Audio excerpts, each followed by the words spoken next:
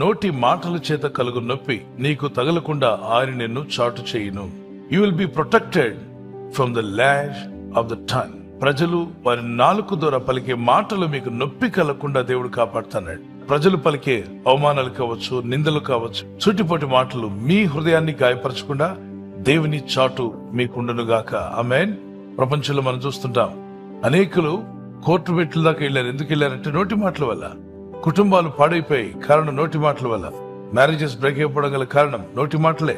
నోటి మాటకు అంత శక్తి ఉందా? అవును. యాకోబు పత్రిక 3:1-6 నాలుక చిన్నదైనప్పుడు అది అవయవాల్లో ఉంచబడిన అగ్ని ప్రపంచం అట. దానిలో ఒక ప్రపంచం ఉంది. అవయవాలన్నీ ఒక వంతు అయితే నాలుక దారి వేరే. దానికి ఎముక లేదు. నరవలేని నాలుక నరులను బాగా బాధిస్తుంది. అందుకే మాటలు మనిషిని నిలబెట్టగలవు, మనిషిని పడగొట్టగలవు.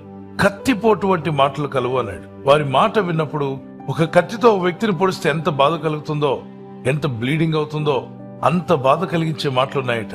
తెలుసో తెలియకో దైవపాత్మలకు లోబడిపోయారు. వారి మనసులోకి, వారి హృదయాల్లోకి కక్ష, కోపం వల్ల దురాత్మలు నివాసంగా మార్చుకున్నాయి వారి దేహాలు. మరి దురాత్మలు ఎలా మాట్లాడతాయి? అవి ఎప్పుడు శాపవచనాలే పలుకుతాయి. దేవుని ఆత్మ ఉందనుకుంటే అదే దేహంలో దీవెన, ఆశీర్వాదము, క్షేమము, అన్ని మంచి మాటలు మాట్లాడతారు.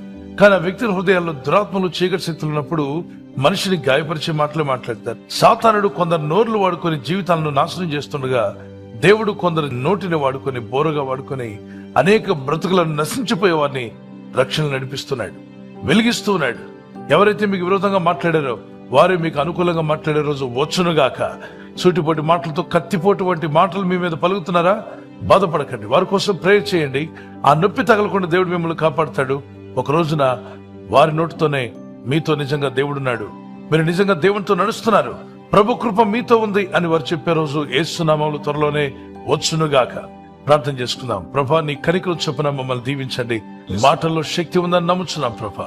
నోటి మాటల చేత ఎవరు గాయపరచబడకుండా సాయం చేయండి. ఎవరైనా గాయపరుస్తుంటే గాయపరిచే వారిని గద్దించండి. వారి మనసులు మార్చుము నాయనా. నోటి మాటల వల్ల ఏ గాయాలు తగలకుండా ప్రతి ఒక్కరిని కాపాడు. నీ ప్రజలను కాపాడుతాను వాగ్దానం చేసావు నాయనా. ఇదిగో, ఎవరైతే నోటి మాటల చేత గాయపరచాలని ప్రయత్నిస్తున్నారో వారి యొక్క ఇంటిలో గాని, ఇంటి చుట్టుపట్ల పరిసరాల్లో గాని, వారి ఉద్యోగ స్థలంలో, ఆఫీసెస్ లో, ఎక్కడ వర్క్ చేస్తున్న ఆ వర్క్ సైట్ లో వారికి విరోధంగా, వారు చేస్తున్న పనులకు విరోధంగా మాట్లాడే వారిని గద్దించండి. వారి నాలుకలు ఇక గాయపరిచేవిగా కాకుండా మంచిగా మాట్లాడే మనసులు వారికి దయచేయండి. వారికి మారు మనసునివ్వండి. ఈ రాత్రి నెమ్మదితో పండుకొని సురక్షితంగా కాపాడబడినట్లుగా నీ అగ్ని కంచి వేసి మమ్మల్ని కాపాడండి. మీ చిత్తములో కొనసాగే కృప అందరికీ దయచేయమని యేసుక్రీస్తు ప్రశస్త నామములో వీరందరికీ చక్కని నిద్ర దయచేసి తెల్లవారు లేచి కృపను మాకిమ్మని క్రీస్తు నామములో అడిగి వేడుకుంటున్నామా పరలోకపు తండ్రి.